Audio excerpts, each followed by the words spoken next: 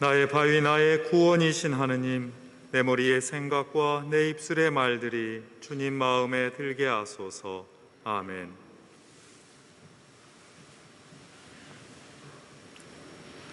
(1879년) 아프리카 탄자니아의 잔지바르라고 하는 도시에 성공의 주교자 성당이 우뚝 섰습니다. 세계에서 가장 악명 높았던 아프리카인들에 대한 노예 시장이 있었던 곳이었습니다. 노예 폐지 운동에 열심이었던 영국의 선교사 주교 에드워드 스티어는 그 비인간적인 학대와 고통, 그리고 슬픔과 비탄으로 얼룩진 그 노예 시장이 폐쇄되자마자 그 땅을 매입하여서 그 자리에 7년 동안 성당을 지었습니다. 노예제 폐지를 기념하고 노예로 팔려간 아프리카 사람들을 기억하기 위한 성당이었습니다. 그 성당의 제대는 아프리카 사람들이 사슬에 묶인 채 노예로 경매되던 바로 그 위에 자리를 잡았습니다. 그는 초대교회 이래로 제대가 순교자들의 무덤 위에 설치되고 그 위에 십자가가 달려 있었다는 사실을 기억했습니다. 주님께서 고난받으시면서 우리에게 구원의 식탁을 마련해 주신 것처럼, 순교자들의 희생 위에 교회의 신앙이 우뚝 선 것처럼 세상에서 땀과 눈물로 애쓰고 고통받는 사람들, 바로 그 위에 우리의 삶이 지탱되고 있습니다.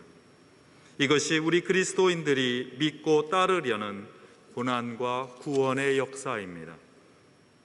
이 역사의 증인으로서 이후 잔지바르의 교구장이 되었던 프랭크 웨스턴 주교님은 1923년 영국 런던에서 열린 성공의 가톨릭 대회의 폐회 설교에서 이렇게 말씀하셨습니다. 거룩한 성체 안에 계신 예수님을 예배하기 위하여 여러분이 싸울 준비가 되어 있다면 여러분은 이제 여러분만의 성막에서 나와야 합니다.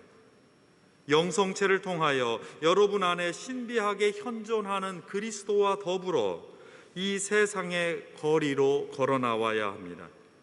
그리고 여러분의 도시와 마을 사람들 안에서 같은 예수님을 찾아야 합니다. 그곳을 서성거리는 예수님을 향한 측은지심이 없이는 여러분은 성막에 있는 예수님을 예배한다고 할 수 없습니다. 오늘 우리는 교회력의 한 해를 마감하면서 왕이신 그리스도 주일로 지킵니다. 우리가 지금까지 걸어왔던 삶의 여정은 그리스도의 다스림 속에서 펼쳐지고 있다는 의미입니다. 우리 신앙의 목적은 왕이신 그리스도께 우리의 삶을 맡겨서 봉헌하는 일이라는 뜻이기도 합니다. 그런데 오늘 복음의 비유는 그리스도의 다스림이라고 하는 우리의 기대와는 달리 전혀 다른 방식이 펼쳐지고 있습니다. 앞서 살핀 잔지바르 주교자 성당의 역사처럼, 앞서 들은 웨스턴 주교님의 목소리처럼 세상에서 가장 보잘것없는 사람 안에서 주님을 보고 만날 수 있으며 그들 안에서 주님의 다스림이 펼쳐진다는 사실입니다. 우리 삶을 이끄시는 주님의 모습은 타인의 아픈 얼굴, 슬픈 얼굴, 그러나 여전히 이 모든 것을 견뎌내는 기쁘고 환한 얼굴 속에서 찾아볼 수 있다는 말입니다. 이들과 함께라야 우리 신앙의 길이 하느님과 동행하면서 구원의 길로 나아갈 수 있다는 뜻입니다. 여기서 우리는 역사 공부 하나를 더 하고 싶습니다. 오늘 왕이신 그리스도 축일은 특별한 상황 속에서 제정되었습니다. 앞서 성공의 웨스턴 주교님의 설교 후 2년 뒤인 1925년 로마 가톨릭 교회 교황 비오 11세의 교서로 제정된 축일입니다. 당시 유럽은 수많은 사람의 목숨을 앗아간 세계 1차 세계대전이 남긴 상처와 갈등에 직면해야 했습니다. 교회를 보호하고 지지하던 오랜 왕조들이 무너지기 시작했습니다.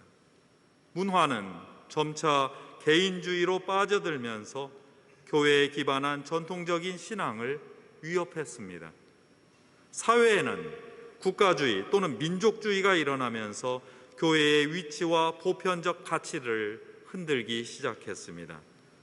이때 교황은 개인의 소원이 일어나서 서로 경쟁하는 방식으로는 온전한 사회가 설 수 없다고 생각했습니다.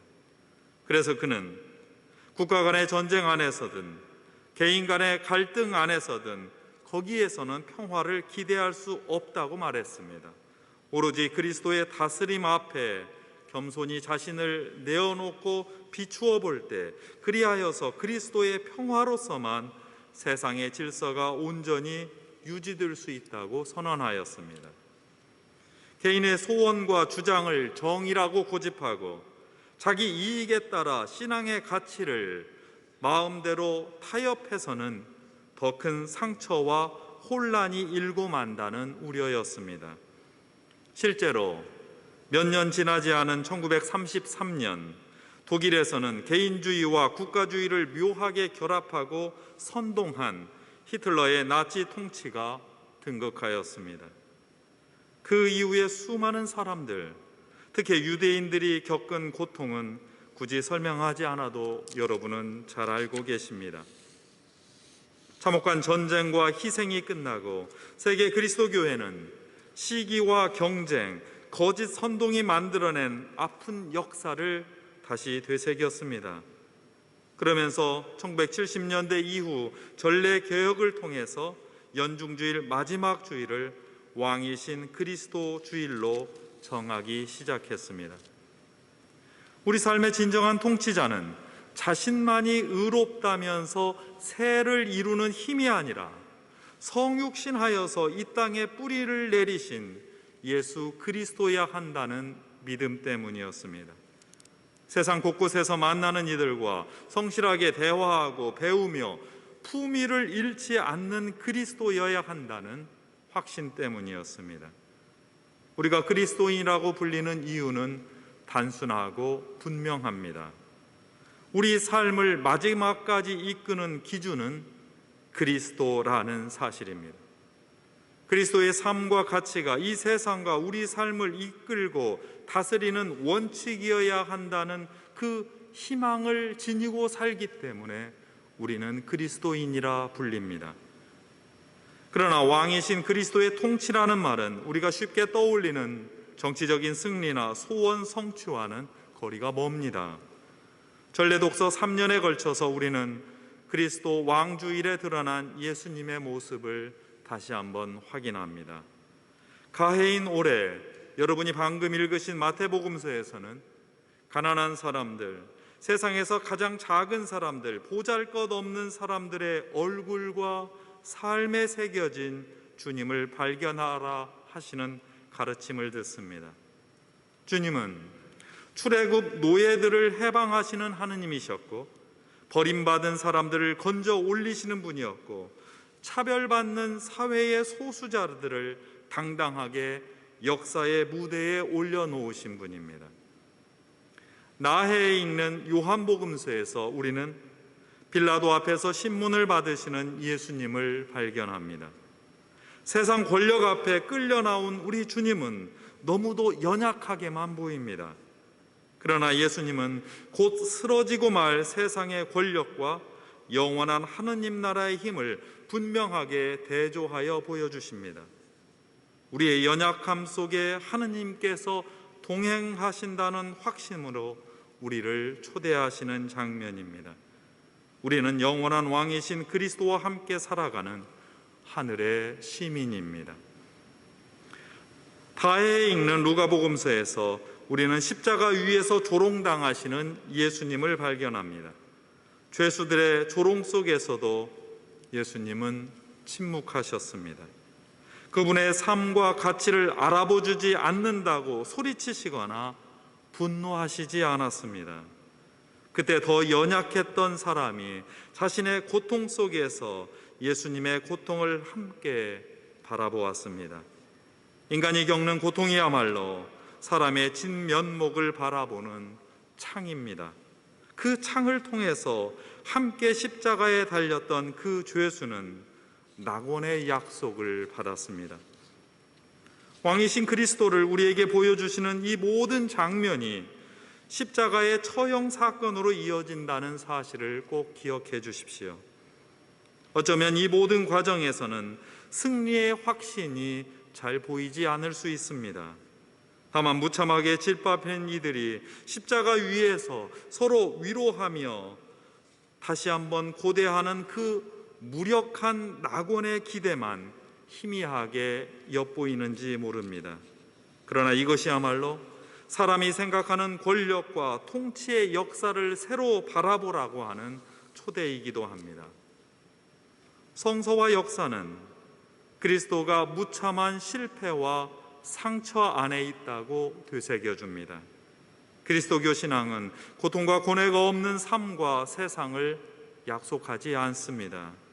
우리가 아무리 깊은 신앙인이라 하더라도 우리 생명이 맞이할 병고와 죽음을 피하지 못합니다. 삶에서 겪는 아픔과 슬픔, 불행을 완전히 피해갈 수 없습니다. 신앙은 진실로 이때 꿈틀거리기 시작합니다. 신앙은 모든 것이 무너지는 상태와 부서지는 상황에서도 상처 입은 그리스도께서 상처 입은 우리와 동행하신다는 확신이기 때문입니다. 신앙은 그 확신을 나누는 여러 사람이 서로 기대어서 상처를 서로 부비고 이 세상 여러 곳에서 쓰러진 이들의 손을 맞잡고 일어서는 행동이기 때문입니다. 이것이 그리스도 왕주일에 세상의 가장 작은 이들을 향한 행동에서 발견하는 예수님입니다. 빌라도 앞에서 노예처럼 묶여서 서 계셨던 예수님의 모습 속에서 깨닫는 하늘의 왕입니다. 십자가에서 무력하게 처형당하신 그리스도를 우리가 눈을 들어 바라보는 이유입니다.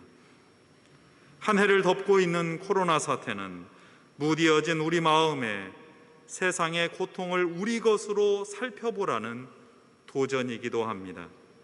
세상의 고통과 나 자신의 고통이 언제나 가까이 있다는 사실을, 세상의 고통이 나의 고통과 언제나 연결되어 있다는 진리를 되새기며 살라는 그런 깨달음으로 우리에게 다가옵니다. 그러니 함께 조심하며 서로 보살피는 삶을 살아달라는 그런 요청으로 우리에게 다가옵니다. 이것이 오늘 이 자리에서 저와 여러분이 성찬을 통하여 영성체를 하면서 예수님의 부서진 몸을 부서진 우리 몸에 모시는 이유이기도 합니다. 하느님의 다스림은 여기서 시작합니다. 신앙인은 이제 세상의 욕심과 질시가 망가뜨린 복음의 가치를 되찾아내는 사람입니다. 고난과 상처, 희생과 위로와 함께 하시는 그리스도의 손을 자기 삶과 사회의 그늘 속에서 발견하고 우리 자신의 주님의 손길로 세상을 살아가는 사람입니다. 주님의 삶과 복음에 담긴 정의와 평화와 사랑의 진리를 다시 붙들고 살아가는 사람입니다. 이때 우리 자신이 바로 섭니다. 교회와 사회, 나라와 세계가 바로 섭니다. 십자가 위에서 무참하게 부서진 그리스도의 몸이 우리 안에 들어와서 우리의 몸으로 변화하고 우리의 몸으로 온전하게 도단하기 때문입니다. 세상의 이념과 세상의 투쟁 방식을 거부하는 여러분에게 참으로 복이 있습니다. 사회든 교회든 방관과 조롱과 희롱과 험담이 아니라 위로와 격려, 축복의 말을 입에 담은 여러분에게 하느님의 은총이 있습니다. 그리스도의 손이 되어 함께 희생을 나누고 새로운 변화와 일치를 만들어내는 여러분에게 참으로 복이 있습니다. 성공하거나 성취한 사람은 그 은혜를 하느님과 이웃에게 돌려야 합니다. 삶이 잘 안 풀리거나 절망하는 사람은 하느님께서 그 장소에 그 시간에 동행하신다는 믿음으로 나아갈 때 오히려 여러분에게 하느님의 사랑이 뒤따릅니다. 여러분은 저 반대편 잔지바르 주교자 성당의 제대를 이곳 서울 주교자 성당에서 경험하고 있습니다. 그 도시에 우뚝 세워진 그 성당을 지금 이 자리에서 우리가 경험하고 주님의 몸을 분명하게 세우며 주님 나라의 시민으로 살아가는 분들입니다. 프랭크 웨스턴 주교님은 이렇게 설교를 맺었습니다. 그러므로 오늘 여러분의 사명은 이것입니다. 나가서 누더기를 걸친 사람들, 바로 그 사이에서, 헐벗은 이들, 바로 그 사이에서, 억압받는 이들과 저임금에 찌든 이들 그 사이에서, 희망을 잃은 사람들 속에서, 그리고 옳은 일을 위하여 싸우는 이들 안에서 예수님을 찾으십시오. 그리고 그분을 만나거든 그분의 수건을 여러분의 허리에 메고 그들의 발을 씻겨 주십시오. 1년 후 1924년 그는 53세의 나이로 자신을 왕이신 그리스도께 봉헌하였습니다.